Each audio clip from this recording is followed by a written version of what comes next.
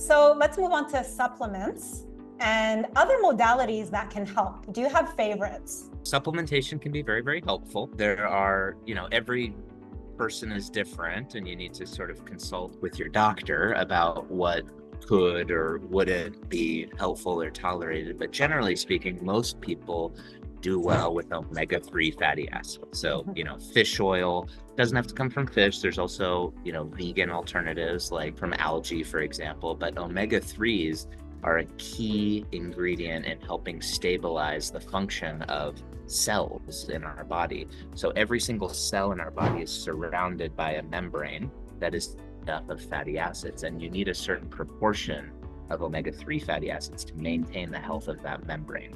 And so there are studies that demonstrate that if someone with ADHD takes an omega-3 versus a placebo, the people who take the omega-3 do better, and they end up having improvement in their ADHD symptoms. So omega-3 fatty acids would be one.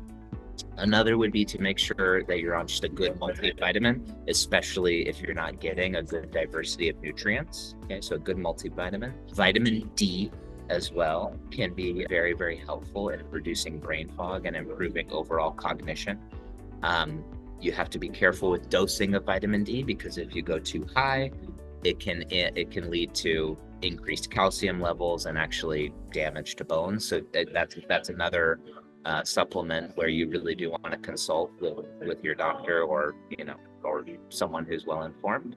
And then the other types of ingredients that have been shown to be helpful for ADHD include things like ashwagandha, rhodiola, ginseng, and pine bark extract. Okay, so Amen Clinics makes a couple different supplements for ADHD. One of them is called Focus and Energy, and it has ashwagandha, rhodiola, ginseng, and a decaf green tea extract in it, all of which help stimulate the prefrontal cortex.